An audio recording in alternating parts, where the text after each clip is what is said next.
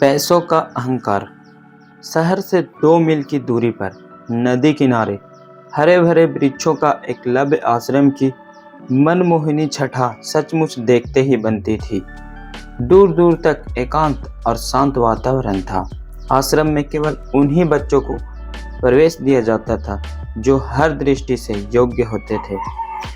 गुरु हरि प्रसाद जी आश्रम के संचालक थे, जिनका बच्चे बहुत सम्मान करते थे। वह आश्रम के परिसर में बने निवास में ही रहते थे और वहाँ की व्यवस्था का पूरा ध्यान रखते थे। उनकी पत्नी मधुलता एक विदुषी पतिव्रता स्त्री थी। उनका इकलौता पुत्र सौरभ बहुत सुशील और होनहार था। आश्रम में कुल 25 विद्यार्थी थे, जिनमें उनका पुत्र भी था। जयंत नाम का एक लड़का था जो मॉनिटर था। वह एक निर्धन परिवार से था। उसका पिता सेठ शोभाराम की दुकान थी, पर मजदूरी करके अपना परिवार का पेट पाला करता था।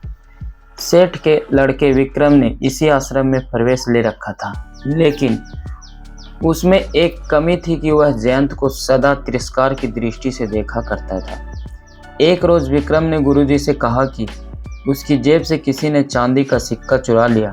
पूछने पर उसने बताया कि उसका शक जयंत पर है। गुरुजी जयंत पर बहुत स्नेह रखते थे। यही नहीं, उसे वह अपना सबसे अधिक विश्वास पात्र शिष्य भी समझते थे।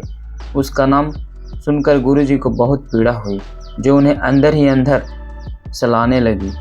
जब इस बारे में जयंत समेत सभी बालकों से पूछा गया तो उन्होंने कहा कि उन्हें कुछ पता नहीं है। गुरुजी इसके कारण बहुत परेशान रहने लगे। आज तक उनके आश्रम में ऐसी दुखद घटना पहले कभी नहीं हुई थी। आखिर उन्होंने एक तरकीब सूझी। शाम को भोजन के बाद उन्होंने सभी को बुलाकर कहा, देखो बच्चों, विक्रम की जेब से इस तरह के सिक्के की चोरी हो जाना इस आश्रम की प्रतिष्ठा पर गहरी चोट है। यह तो मानना ही पड़ेगा कि जिसने यह हरकत की है वह कोई बाहर का नहीं है, बल्कि हम में से ही कोई है।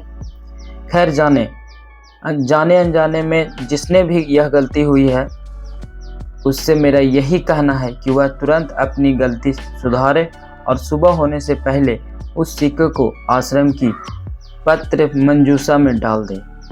यदि ऐसा नहीं हुआ तो मुझे बहुत कष्ट होगा। इस स्थिति में सिक्के की कीमत मुझे अपनी ओर से अदा करनी होगी। गुरुजी के इस कथन पर एकदम सन्नाटा सा छा गया। सोने से पहले बालकों में काफी देर तक इसी बात की चर्चा होती रही।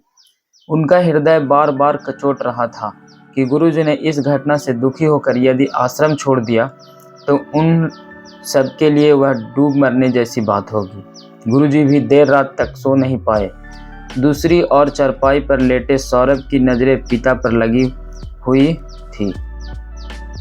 वह भी बहुत दुखी था। कुछ देर के बाद जब सौरभ ने देखा कि पिता सो रहे हैं तो वह चुपके से उठा और बिना किसी आहट के धीरे से बाहर निकल गया।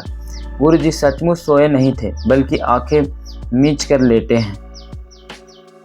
बेटे का इस तरह बाहर जाना उन्हें कुछ अजीब लगा, पर उस समय वह कुछ बोले नहीं। सुबह जब पत्र मंजूषा खोली गई तो उसमें वह सिक्के प्राप्त हुए।